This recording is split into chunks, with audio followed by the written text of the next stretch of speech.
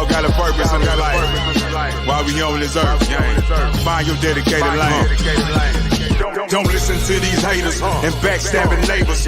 Fake friends and family with snakeskin layers. Take that vision that's up on your board and put it in your prayers. Get yourself up out the bleachers in the game and be a player. Take them people want you to chill. Don't sleep behind the wheel. The devil trying to make a deal. Don't sleep behind the wheel. Them people want you to chill. Don't sleep behind the wheel. The devil trying to make a deal. Don't sleep behind the wheel. If you really want to win, my friend, then keep trucking. This is not a game, the name is keep trucking. If you really want to win, my friend, then keep trucking. Tell them this is not a game, the name moving pounds and kilos, transactions with 3 zeros and up. Just for moving product in the truck, no prints, no touch freight. From down south to upstate, a car and the right paperwork will open up gates. P.O.D. B.O.L. with no CDL. Under 10,000 pounds, I don't need a scale.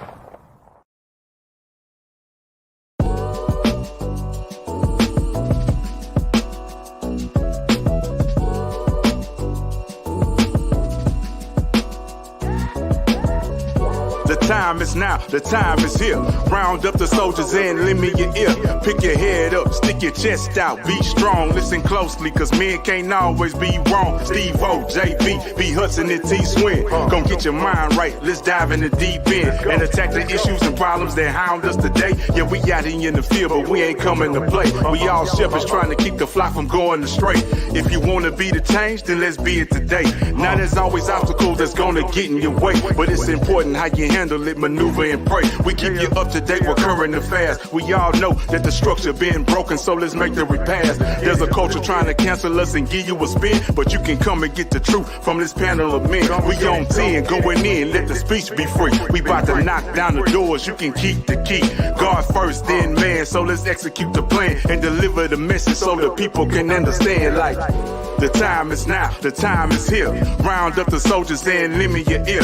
Pick your head up, stick your chest out, be strong, listen closely, cause men can't always be wrong. The time is now, the time is here. Round up the soldiers and lend me your ear. Pick your head up, stick your chest out, be strong, listen closely, cause men can't always be wrong. Men can't always be. Men can't always be. Men can't always be wrong. What's up, everybody? Welcome back to another episode of Men Can't Always Be Wrong podcast, brought to you by CTR Media Network. I am one of your hosts. I am T. Swin. God love me so much, he made me a twin. We got a good show for y'all tonight. We got a special guest on talking about a very serious subject in the country and our community. So I'm going to let one of our other hosts come on in, and let's get this show cracking and started. Yes, indeed. I am Hufferman Cop. My name is Steven Fluid. For those of you who may not know, I'm a servant of God and definitely a servant of the people, an author, an entrepreneur. And my whole purpose in life is to serve communities and to make communities better than what it was. And so I'm looking forward to tonight's topic with our guest. I'm going to give it to Joe. This is your boy, J. Bean again. This is your average Joe, giving an honest opinion. Like they said, we have a special guest today. I'm going to go ahead and introduce her to the audience. She's an internationally recognized leader of education, executive coach, CEO of Consult Dr. Michelle, professor and keynote speaker. I'd like to welcome Dr. Michelle Fennick. Thank you. Thank you so much for having me. Coming on the show. All right. I want you to introduce yourself to the crowd and our viewers that may not know who you are and what you do and what you're about. Absolutely. Thank you so much. So I'm a retired school administrator, and I have completed about 30 years in education. I come from a long line of educators, so I have a pure affinity for just the craft of education. I've been blessed to be in many, many roles in the education community. I've been a teaching assistant. I've been a teacher. I've been a coach of basketball and track, an assistant principal, district coach, and now I coach principals and teach those who want to be principals and teachers at the college level. So it's very dear to me. I know what a game changer education can be, and I can't wait to unpack the different topics that you want to delve into this evening. Thank you. Well, let's get right to it. I have a lot of teachers in my family also, and one thing they talk about is schools being understaffed. Is that an issue that you see a lot? Very much so. And I actually just did a little research this evening and just looking at what we started with. So just in Houston, and I'm not even going to other districts in Texas that I worked with, but just in the city of Houston, the school started with 2,100 vacancies. And so you had students who started school without a regular classroom teacher. You may have had some hires come on later. We've lost some people through attrition. And so that's constantly an issue. We're having our teacher preparation programs not producing the number of folks who are going into education. And so nationwide, that's a huge issue, is schools being understaffed. And what's interesting, Tony, is it Tony or T-Swim? It's either. You can call me T-Swim or Tony. T-Swim. So another issue that I don't know if people are very cognizant of is that not only is it the classroom teacher, it's the support staff, it's the teaching assistant, it's the custodial staff, it's the cafeteria, it's the nurses, and it's also leadership. Leadership is a huge issue. I have actually been called in, and since I retired in 2018, I have filled in at least 10 times for campuses that did not have a leader. Yeah. Wow. I hear that a lot. I had a daughter who played, she played sports, and she's telling me that there was no nurse at the school. And I remember coming up, we always had a nurse. We always had these people in these positions. And one thing I'm also seeing with the understaffed is due to pay. Like my children live in Mississippi, and a lot of teachers are leaving those schools and going to other schools that pay more. So that's another reason why they're being understaffed. But it's leaving it's hurting the kids. They're leaving. Many teachers are really, really good, but they got to pay their bills. So they're going to better paying opportunities outside of the city, maybe even going to the next state.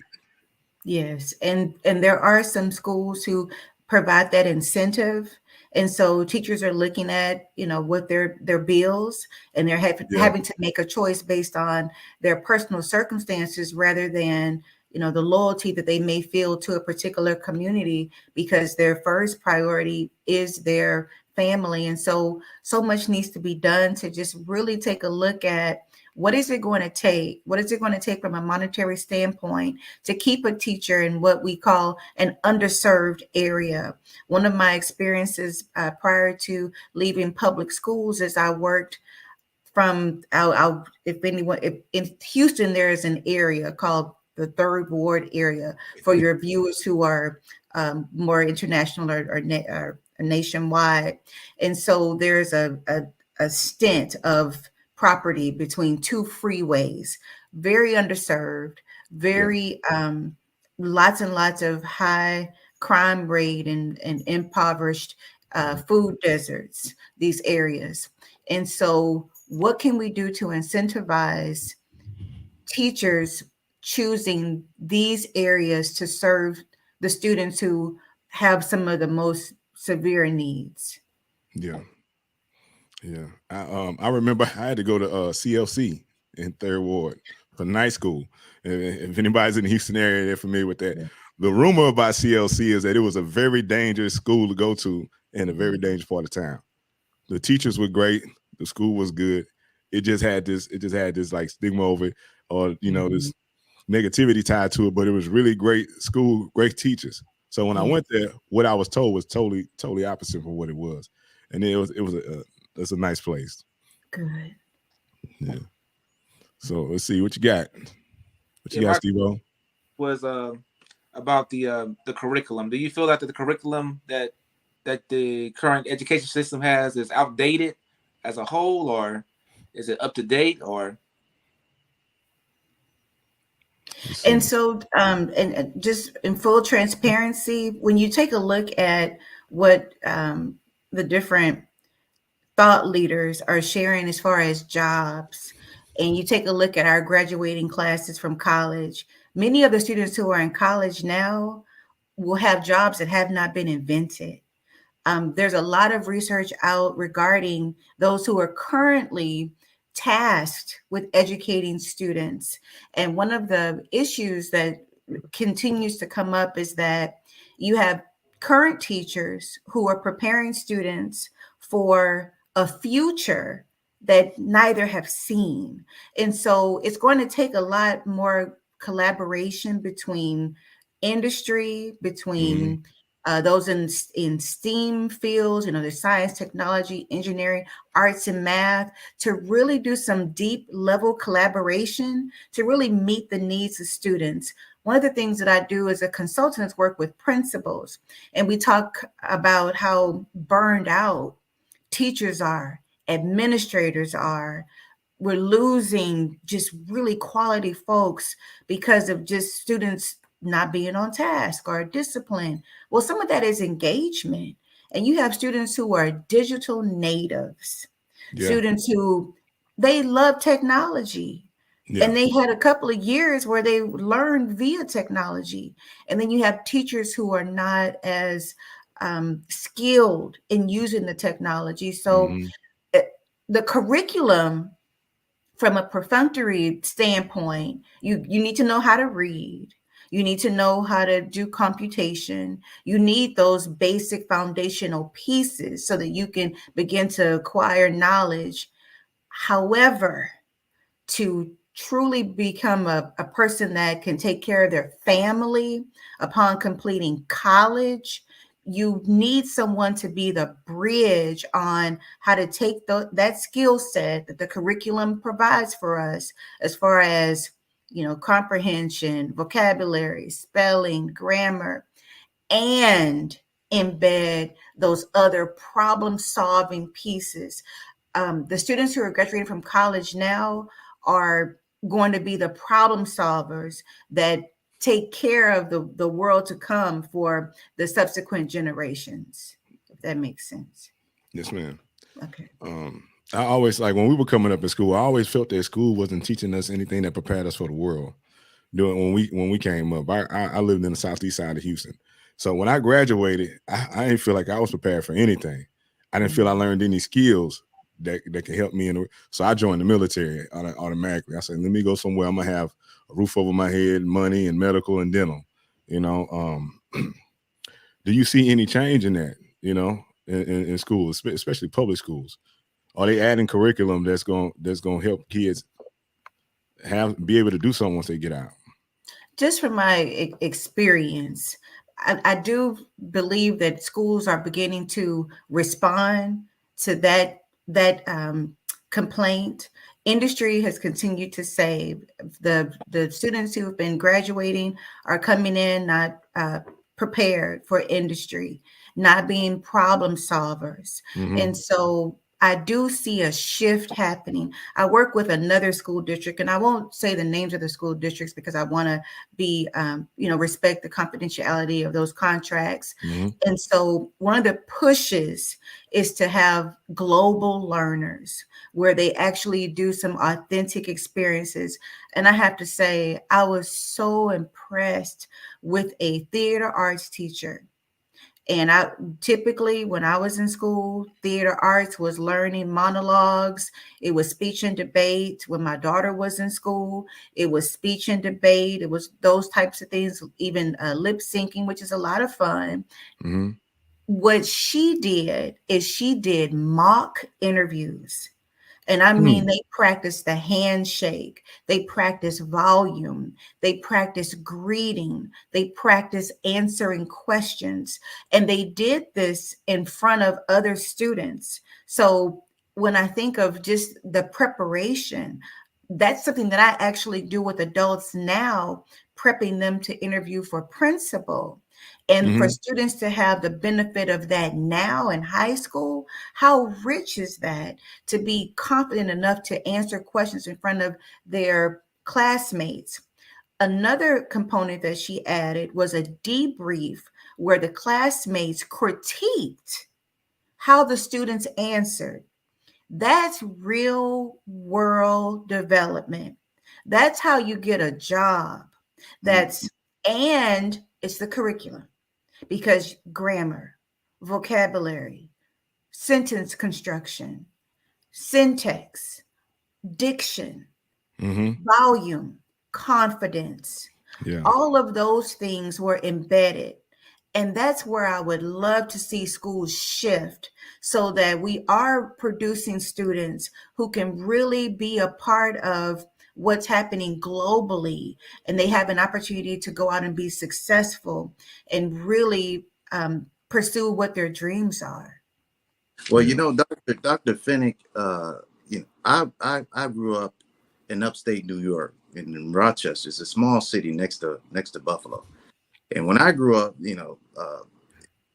I was pretty bad. I got held back twice. I fought a lot. I thought I was just the baddest thing on 2 feet. Wow. Uh, and so I struggled a little bit. But luckily, I was raised in a Christian home. So the Lord got a hold of me and turned me around for the good. But I can tell you, I'll never forget when I graduated out of high school. And one day it hit me, but I was like, you know what? I didn't learn a doggone thing. And I was very upset, but I was focused, and I went to college, to Alabama A&M for a while, and then I finished up at another university. But the important thing that I'm learning, with my years in law enforcement and dealing with uh, people of all ages, parents and students and stuff in high school, is you mentioned something about the crime rate and the food desert, the issues with the food problem within homes in general. Within the education system now, I can just go back to the 6-year-old. Yes. The security, there's a major problem, and correct me if I'm wrong. I don't know if you have an understanding of this. You probably do. From my observation, just my view, not even being within the school system, there's a major concern in a huge gap in the security aspect of the school system. And not only that, now you're dealing with the problems that these students bring to school that comes from the home environment. And then now you're talking about the communications between what the student is going through at home and what the parents is going through, and the teachers and the staff are not aware of it, and the student don't know how to communicate that, and they come to school violence and with all these other issues. So that's another big gap. Yeah. So with my vision is, and part of what my consulting firm is, I would, the first question I want to ask, because I've been trying to get a leeway within the school system anywhere I can to try to help relieve that, as far as security and just dealing with helping solve the issues and communications, dealing with the home and the school system. Now, my question is, from my observation, what I've seen and I've discovered, do you believe, or is there, in your point of view, gatekeepers that prevent certain people from wanting to come in to help these students? And your That's a that's a really interesting question, as far as gatekeepers that would prevent um, the issues that educators are dealing with right now in 2023 are so pervasive, so all encompassing, that it is not my mindset that there are gatekeepers that would prevent an organization, a company, a consulting company that could come in and lend a hand. Um, as a retired school administrator who was an administrator for over 20 years, it was the bulk of my experience in public education. there's such a need. People are just grasping at straws for help. They want help so much. What ends up being the gatekeeper or the barrier is the process. There is an extensive process for vetting that can be a barrier. And there are companies, I think, that are helping different organizations, consulting companies, people who mean to do what you've just proposed, that are assisting folks with getting in front of the right person to get their ear, to come in and provide that assistance. What you just described as a principal, I'll call principals principals because they are a friend to everyone. Yeah. That is something that no principal would want to miss out on. A liaison that could help with some of those pieces, some of those foundational pieces. And you're right. If a child is coming to school and they're hungry, you can't teach a child that's hungry and sleepy and tired. You can't. And so I did a lot as a principal, as a school coach on addressing Maslow's hierarchy. These babies need to eat first. Yeah. If I walk into a classroom and a child has their head down, I whisper because I don't want you to be disrespectful. You can't just sleep and mistreat a teacher because that sends a bad message. But if somebody was fighting all night long and you need to rest, go in the reading area and get you a nap because you need that. You're not with me. Hunger. I bought snacks. Buy some snacks. I work with companies that bought snacks. Now, I was I'm a very out of the box thinker because the issues are so exhaustive that one person, one organization cannot address them. So organizations, consultants with the right heart, right? Yes. The spiritual basis, right mindset, right agenda, Mm-hmm. are going to come in and bring value. And I'm going to share another little quote. It's not mine, but I stole it. But it's so fitting. There used to be this notion that it takes a village to raise a child. That's a misnomer. It takes Right. way more than a village to raise a child. It takes the aunties, the uncles, the cousins, the church, the political framework, the officers. It takes way more than a village to raise a child. So the gatekeeping part might be whatever that vetting system is. And so that has to be navigated. And once it's navigated and you can get the ear of that person that is the decision maker, then some inroads can happen that can actually help students. Oh, very good. Now what's important, I want people to understand, especially if you have children. Now I've dealt with some youths that did some very serious crimes, and I'm talking rape and all other kinds of stuff. What I want parents to understand, if you don't hear anything else, is that what you do and what you expose your children to at home, even when it comes to rap music and what you say and how you conduct yourself in front of those children, will have an effect on those children. And I believe that parents must, without question, and this 6-year-old is a prime example out of many. You must set boundaries within your home and a disciplined structure for your children. Because if you do not do that, they will end up in the system without question. And I'm going to tell you that there are police officers who don't have the heart like I've had. They will not have no patience. They will not have no mercy. They will not have no sit down to talk with your children. They're going to put those handcuffs on those children and put them in the system. Yeah. Now, in that, and this is another because I'm gonna tell you something, doctor.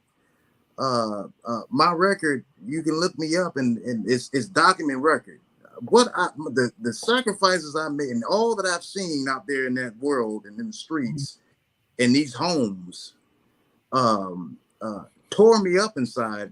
But I can tell you this: out of the midst of all the problems that is facing, if we as a community, it goes back to the village, what you were saying.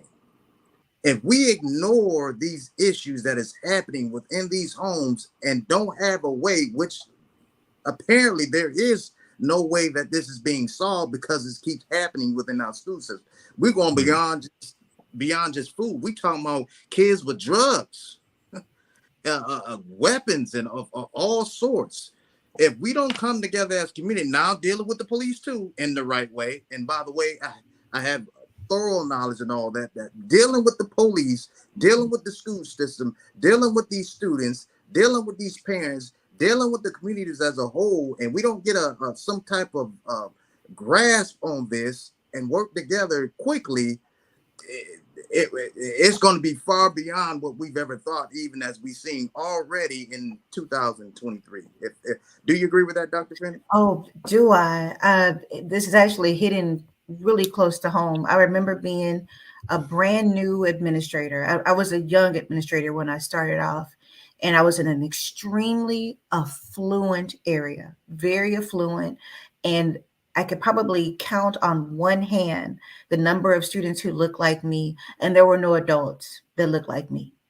And so I remember just the presence of officers coming in and ticketing students who would then get be absent due to court dates. And so other issues would come. And so what I began to learn is that these students were in a system that was very difficult to work out of.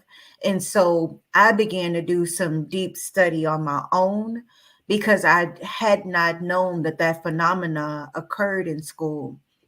Now the issue with this recent tragedy with the 6-year-old, those types of instances are the reason that we do have this, they're calling it the great resignation that's taking place in education, where people are throwing their hands up and leaving. And I've always been very honest about education. Sometimes educators don't get the respect that is due to them. You know, there's that horrible quote, people who can do and people who can't teach. And that's so heartbreaking to me that someone would say that about an educator when schools, due to compulsory attendance requirements, schools take all the students. So whatever is going on in the world, it hits the school. You cannot escape it. I remember 9/11. Fortunately, my daughter was at my school. I was a teacher and she was right around the hallway. And I remember that day at our school. I remember us bringing in the televisions and the students just leaving, and the students saying and asking me why they were being picked up early. Why is everyone going home? There was no meeting. It was us. I was a young teacher. It was us and our students. I remember being a student and watching the Challenger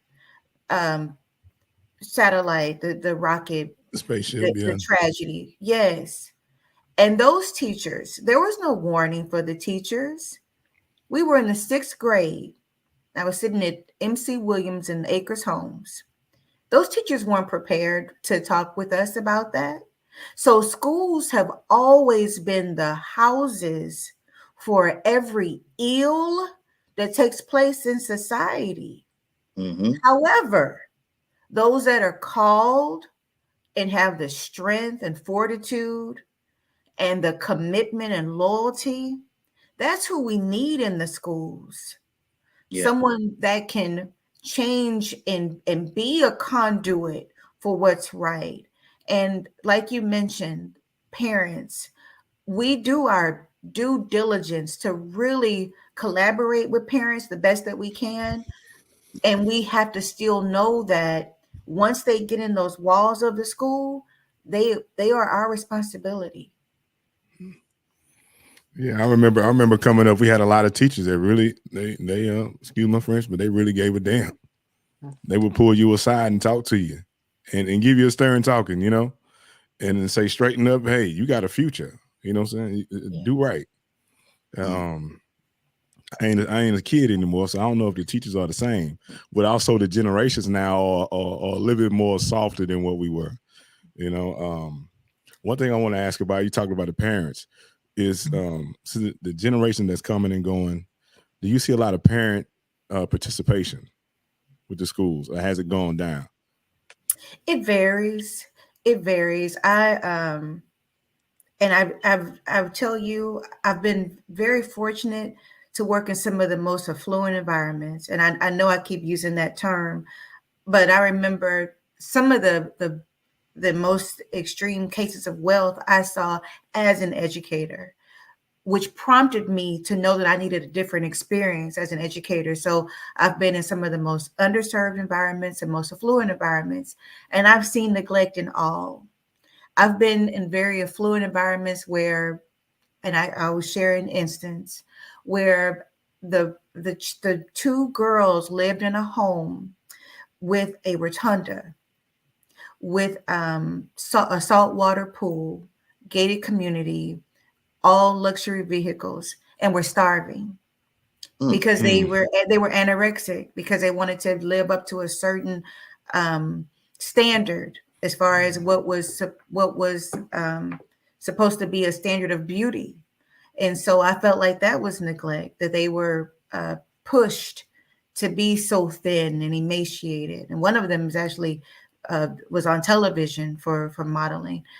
And then I've been in very underserved areas where the children share that they are the caregivers. And then during the pandemic, we saw, well, where is the adult in the house? Because we had a bird's eye view into homes and substances being brought to school because the kids just didn't know. I mean, the kids were innocent and they had things in their backpacks that they shouldn't have had. So parents come in all different shapes and forms. You've got the helicopter parents who hover and who make excuses for students, and that's not healthy. And then you have parents who are young and still trying to figure it out, who don't know how to parent because they're still trying to raise themselves. Yeah. Well, you made a point about people having the heart and wanting to do the right thing for the kids. So now my question to you is have you ever experienced in your career a teacher, because this is becoming a very problematic situation too.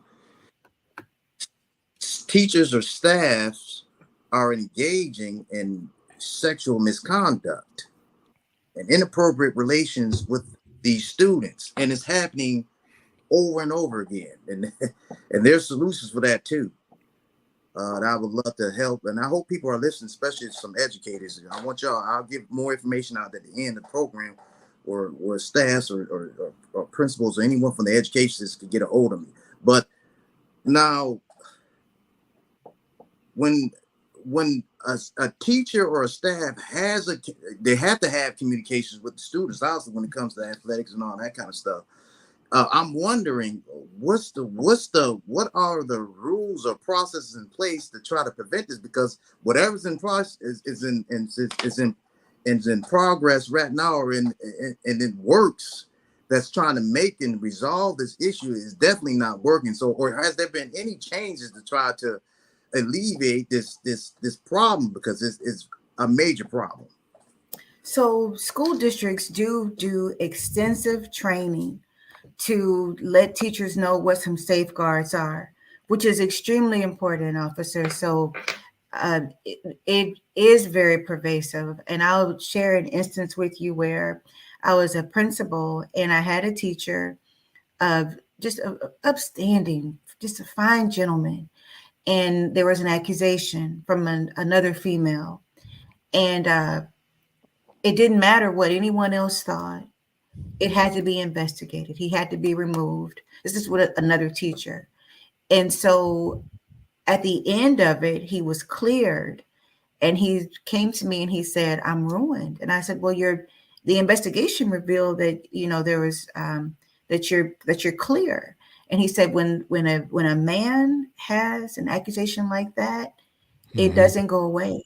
It stays with you. And I will never, ever forget that. And so I took that to practice.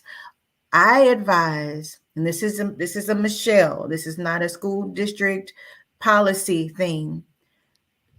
I have a door in here in my office. If you are with a student, this door, and it's the two of you, open the door. Don't be in an office. Do not be in your classroom. Don't be in a space with just you and another student, any student.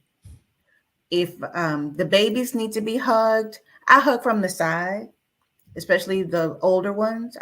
I'll do a side hug. There are cameras all over the schools, so you can see that. Texting, why? Why are we texting? Like, don't do that. I think when texting initially came out, it was so new, and now that we know, and I've seen some text message threads. No, what? No, the assignment was online. You could have seen the assignment online, and there's email that's through a school district email address. So there are some parameters. Those instances, they break my heart because a child's trust is broken when those instances happen. A child will never look at a person of that gender, of that maybe career, the same.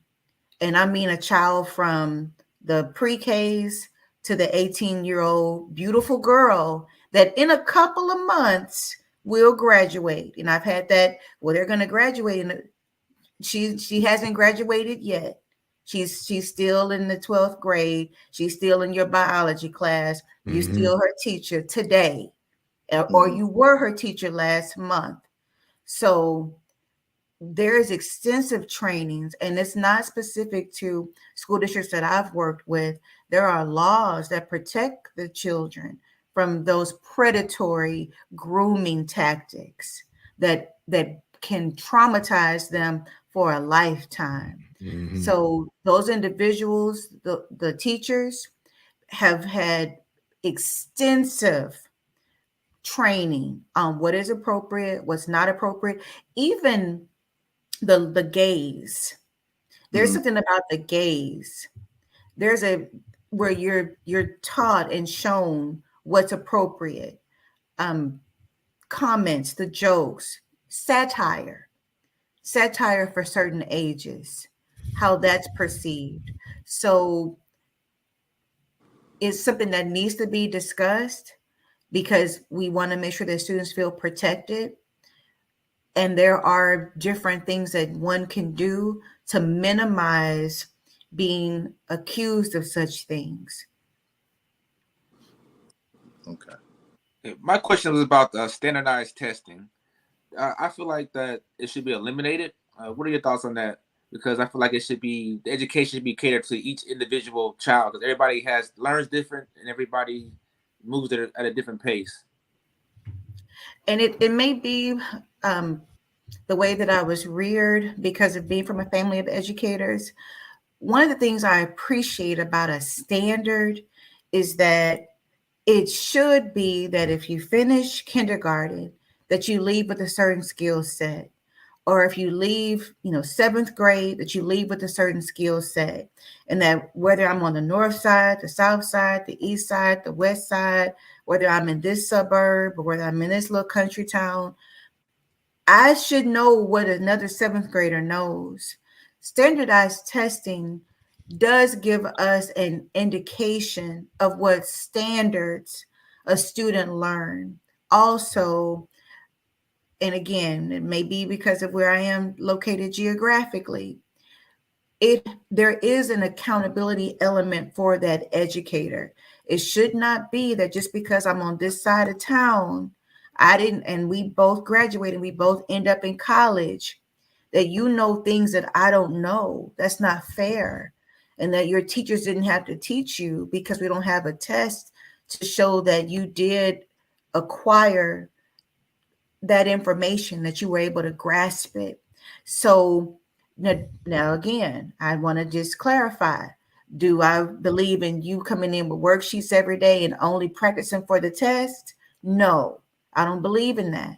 But there should come a time to where you need to know where a verb is.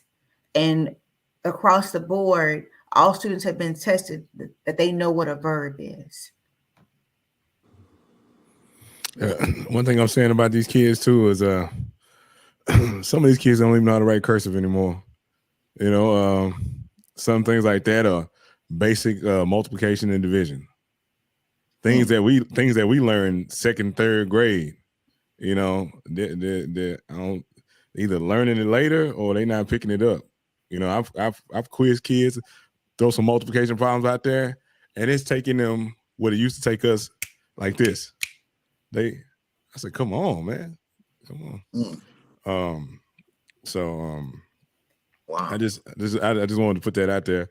But I think that man, these kids, they have all the technology, man, but I feel like sometimes they're struggling more than we are. And we didn't have all this technology. They have access to all these things.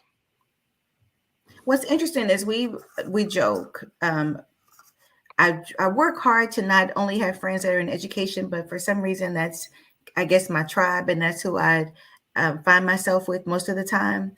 And we laugh about the fact that when we were kids, we knew our telephone number, we knew our address, we knew just lots and lots of just information that the students now they have to take their phone, and that's the only way that they'll know how to call or contact someone.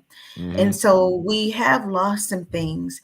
Unfortunately, education does have that as a default, is that no standardized tests, no test at all. We'll just do exploratory type of experiences, and then we're only doing testing, or we're only doing the computer. We're not doing anything else. We're not doing any pencil and paper. Then we're only doing pencil and paper.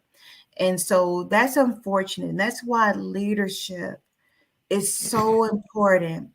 Those leaders, district leaders, school leaders, have to be in those classrooms to see what's happening with their teachers, to make sure the students are learning, to lean in and ask and throw out, like you're throwing out multiplication questions, and you're throwing out different questions to inquire and assess. That should be an ongoing thing that happens at a campus. It shouldn't be that it's just lost because there was no inspection. There's a phrase that, and I'll keep throwing these out, but educators know these very well. Inspect what you expect. If in 3rd grade, that's the readiness for multiplication and division and those concepts, well, where is it? Well, I need to hear it. Where's the evidence of that? Is it on the walls, the print? Is it in the conversation? Am I going in those classrooms as a leader only during reading time, or am I going in during the science block, the math block, social studies, to ensure that students leave with an understanding of those mathematic principles? Gotcha.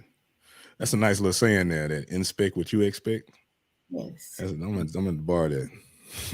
It covers a lot. It covers, especially when you think about yeah, a lot of aspects of life. I want to make sure that you follow, subscribe to Men Can't Always Be Wrong podcast on our YouTube channel and all the other social media outlets, be sure y'all do that. If y'all like discussing, anyone out there that has a question, please don't hesitate to ask the question for the doctor. Doctor, when you mentioned something about the students who I'm assuming more now than before, I didn't really experience any of that in my school year. Obviously, there are students who are professing to be gay or what have you. And I don't know now. Are there curriculums in the school system that teaches, or from what I've heard, I think there is, or they're trying to push that. And when you answer that, my next question would be after that, why are they? And I know if the school systems are pushing curriculums, trying to teach about the gay process and all that kind of stuff, why are they rejecting someone who wants to teach their own values, which is a natural value that students should also have respect and admiration to continue to push to be, if they're a girl, to stay a girl, or boy, stay a boy, in your opinion? So, in my opinion, officer, it really is important for the folks who are employed in a school district to defer to the law. And Mhm. Title IX Uh-huh. has all of the protective pieces in place regarding how students are to be addressed and what's appropriate. And so, um, that's my stance on that piece, is that when those issues arise, that they defer to that department, and there are individuals who are trained to come in and help navigate that piece if a student feels as if their rights are being tread upon on either perspective of Right. that issue. And for the adults, from a professional standpoint, Yeah. that they stay in that space. Very good. Okay. And Let's a question see. I have for you is the bullying in schools. A lot of bullying has caused a lot of incidents that happen in our schools now. Is there any kind of process or steps that the districts are taking to eliminate the bullying in school? Yeah, so most school districts, at least here in Texas, have a bully packet. So once a student makes Hmm. a claim of bullying, then that administrator has the clock starts ticking. So the parent calls and says, Joe, I have my child is being bullied. They bring the evidence of that. They confirm that it is indeed bullying. And then they begin this process of how to work through that piece to resolve it. It can sometimes be a restorative circle with some agreements being put in place, which is almost like contractual. There are instances now after retiring to where students do an actual stay away agreement that is put in place where the counselor is involved to keep the students away from each other. And then bullying looks really different in 2023 than it did when I was an administrator in the early 2000s, because you have Instagram and TikTok and social media. And so um, there are many, many different factors that are brought in regarding the bullying. And so it's considered very serious. It's not taken lightly. It's if that outcry is made, then the administrator is bound to do an extensive deep dive on what is causing the issue and to work to resolve it for all parties. Also, whereas when I was in school, it might have been leave her alone, don't talk to her, stay away from her, or maybe the one student, leave her alone and quit being mean. Now it's documented, all parties are contacted, and it's again it's a nice thick packet where all of those pieces, there's a checklist of pieces that are done.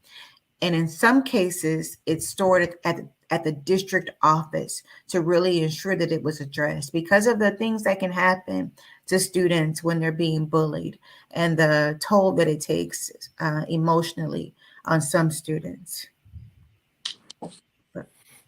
Now, Doc, I'm gonna bring up a topic because I've seen this coming up recently in some other states. Disciplining the children at school. How do you feel about that topic, or that being reinstated in schools? And when you say discipline, are you referring to corporal punishment? the Yeah. paddle. Okay.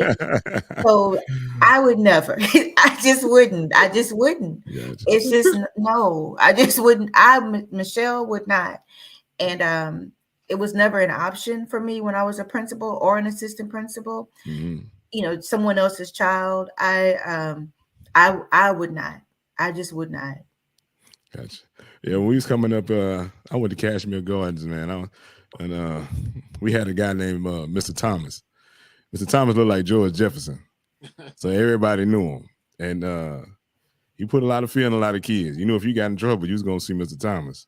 So a lot of kids stayed right because they was afraid of that man. I got paddled for running lines. For basketball, if you were the last person, you got a pop. And Mm-hmm. it was a significant one. I mean, you didn't want that pop, but Mm-hmm. I personally, when you think about, and so let me, I answered very abruptly, but let me just give some additional context. Being an administrator for as long as I was an administrator and still working with administrators, the instances of doing investigations for abuse and different skins, different bruising, different marks, different protocols being in place. Even when I look back on when I was a student and could get paddled, like I got paddled for not doing my homework. The protocol was two adults. Just all of the things that you open a teacher up for with that. I'm of the mindset that the problems that the adults would deal with and again, you know, the impact on the students having that relationship change with that adult. I'm not a proponent. I can understand. Let me ask you this: well, as far as when you talk about Joe was mentioning about the bullying. Now, most of the time, a lot of the kids now, when they get bullied, a lot of them are committing suicide, and suicide has increased amongst the. Mm-hmm. Have you ever experienced a student that's been that committed suicide, and if so, was there anything in place that could have, in your opinion, that could have prevented that? Absolutely. That's why I hope you felt my passion regarding the bullying piece. And I think now we are so much more aware and holding the schools more accountable for what they see. In all honesty, if we're very honest, if we're parents, if we're educators, we know that. So if, as an educator, I might have gotten up at 6 o'clock, made it to school by 7:45. Sometimes I would pick my daughter up at 5 o'clock. The bulk of the day was spent at school. That was the awake time. So a lot of your life experience is during those days. And so I lost several students. I each one, and it was my time spent in the more affluent environment. Now, and the demographics are changing for those instances, those tragedies. And so the responsibilities that the counselors have, that the teachers have, that the urgency around reports and how quickly things get turned around, I appreciate that because we are losing our young people for so many reasons, And so if the schools can be a support, a net to preserve a life, I'm all for it. And the bullying, it does take a toll. The things that I don't know, the term was used earlier, soft, and I hear that a lot. I hear that a lot for the students of today's generation. It's a completely different world for real. It's just a very different world. And so the experiences of this generation that's in school, they are calibrating circumstances differently. And so it is incumbent upon us to be that extra hand. So the depression, the cutting, the the self-harm, the self-medicating, all of those things are, you see them in the schools and at very young ages. Mm. Well, one thing I can, I don't. You probably noticed it, but I'm so passionate about people in general, certainly the kids. And I'll say this, if I don't say anything else, um, we as a society, we as people, especially adults, children look up to us in every way. No matter where they go, they look and they learn. And like you said, they spend majority of the time in school. And teachers have so much already on their plate to deal with a lot of issues, and then not having enough pay to deal with a lot of issues. So there's a lot of teachers who have the heart, but then too, you got some teachers who don't have the heart, and neither do they care. Um, and when you in this kind of environment now in the school system, with so much going on, um, we who do care must make sure that we identify those who don't care and try to come up with a way to get them to care. If not, uh, something needs to be done about that, and there needs to be something and that's in place to prevent and get rid of those who don't care within the school system, because uh, it's a tragedy what we're facing, what we're seeing with these kids. The last place they should ever be afraid to go to or worry about going to is if they don't get the care at home. Certainly some kind of way, something needs to be in place in these school systems to make sure they get it when they get to school, period, because that's their only hope to, when they get out of environment where there is so much crimes, drugs, and so many issues within the home that the school doesn't know about. And of course you have counselors there, but in my opinion there needs to be a whole restructure, because what is working ain't working enough. And unfortunately, and the teachers who are in place, God bless you all, because um, you have to have, anybody that is a teacher who is doing it right, you have to have it in you to even stay in it, because it's more than just money involved here.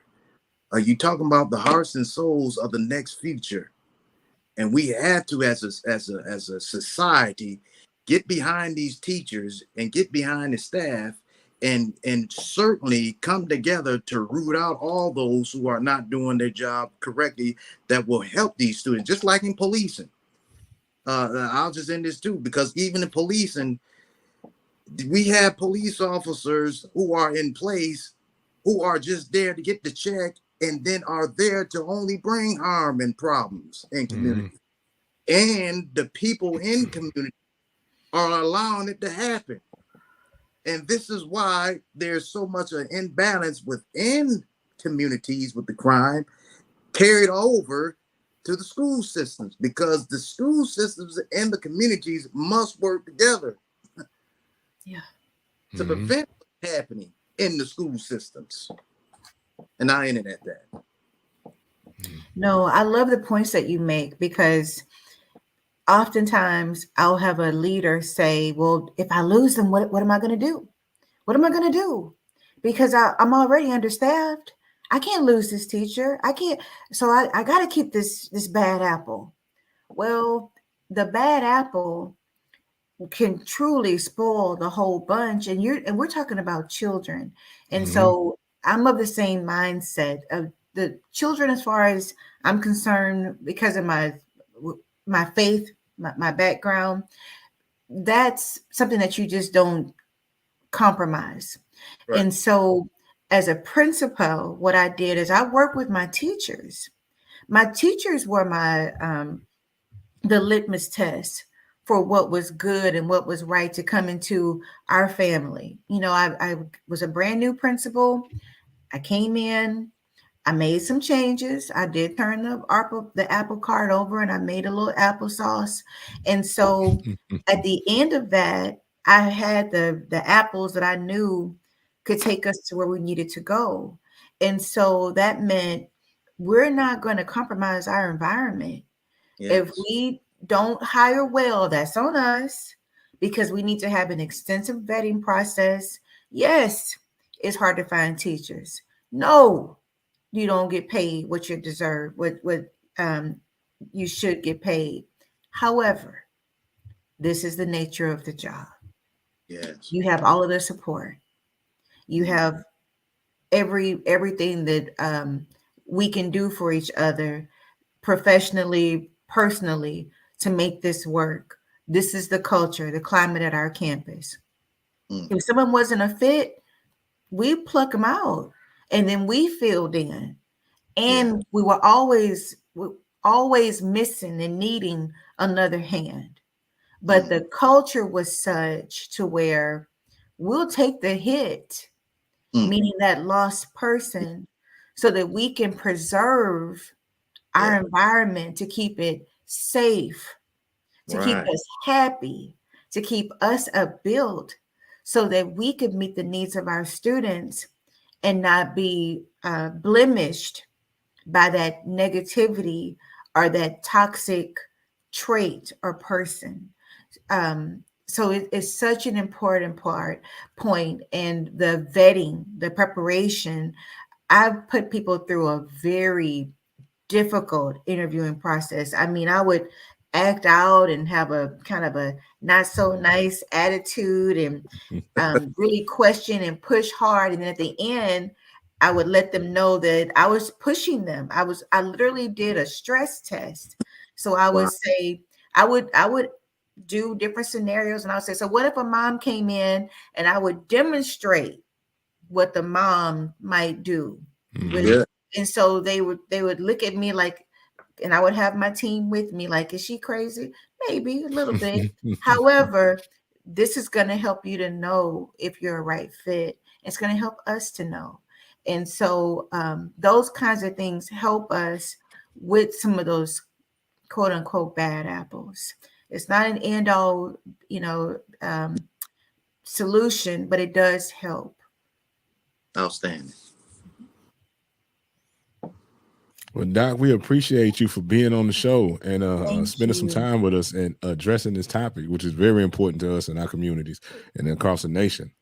Man, make sure you come back. You feel free to come stop through anytime. I would love to. It was such a pleasure. It was so refreshing. Yeah. Yeah. Well, I tell you, it was definitely indeed. And hopefully it didn't feel like I was asking no tough questions too harsh No. on you. So, but so much, Dr. Fennick. And if I say anything, I want people to understand the importance of the educational system and the importance of our children. I don't have any kids, but I certainly know the value and the importance of children because I've seen the destruction and the problems and issue that has harmed children. Yes. So and I pray for all of the teachers, and I definitely pray always for the children. If I say anything else, is I want y'all to understand this too, that I'm on a mission. While I was in policing for Houston, and history record all of the sacrifices I made for the Houston Police Department, even when it came to our children and the investigations and solving cases and bringing children out of harm's way. has never been done before by any police officer. My commitment to serve has been above and beyond my pay value. What I've done and what I've sacrificed for communities didn't come from the paycheck. It came from the heart. And I sacrificed my very life to serve. And I love children, and I love protecting and serving God's people. And that's what we don't have a lot of times in this day and time. But I'm on a mission to change that, not only within communities and homes, but in the school systems. And God has given me a blueprint for that with CPIIA. CPIIA is Citizens and Police Immediate Interactive Assistance, where adults, individuals, single moms, family members can get the help with their children, can get the help in their relationships, in their marriage. School systems can get the help with the parents and the students, the kids, through a structure, a process, a system that would help the community, that would help families, that would help the school systems to be more effective, to make our communities and society better than where it is going now. Because where it is going is a shame, a disgrace, and the government will not solve this issue. It's going to take us in the communities to solve it.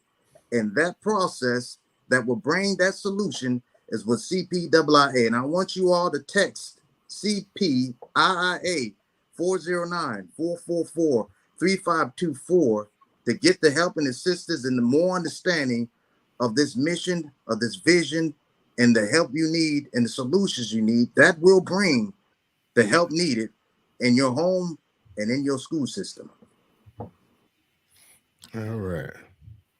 Doc, any last thoughts or words of wisdom to the people before you leave? I just want to thank all of you for having me on and giving me a chance to share something that I'm so passionate about. And I also would like to encourage anyone that would like to have subsequent conversations to contact me, Instagram and my Facebook at Consult Dr. Michelle. Also, Dr. Michelle _Ph.D. on Twitter. And all of my links are there for any services that may be needed. But again, our students are America's greatest treasure. And so it's up to all of us to invest in our children so that they can be the lifeline that we need.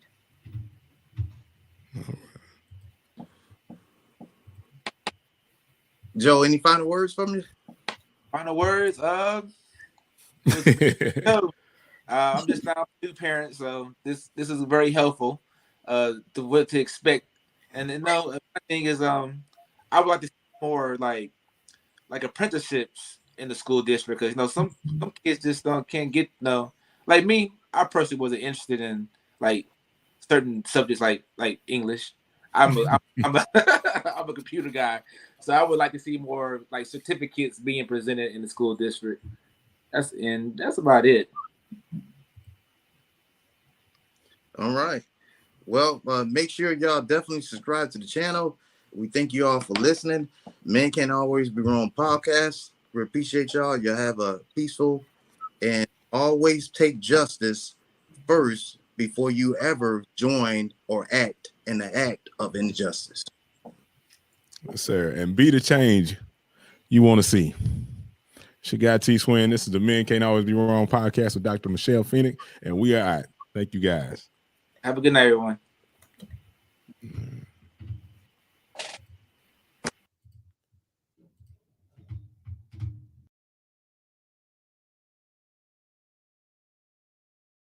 Hello, everybody. I am Dr. Tina J. Ramsey, and I want to share with you about CTR Media Network. Have you heard? CTR Media Network is a new standard of podcasting with over 30 plus podcasters. We reach 350 million global listeners worldwide in over 50 plus countries across all major podcasting and social media platforms. We have featured over 1,000 guests.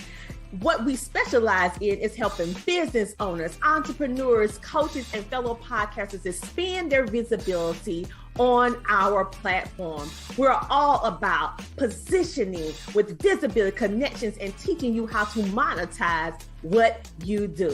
Let me tell you something. If you're a business owner, we have sponsorships opportunities. We have commercial slots. We also have opportunities for you to be a featured guest on any of our shows. So what are you waiting for?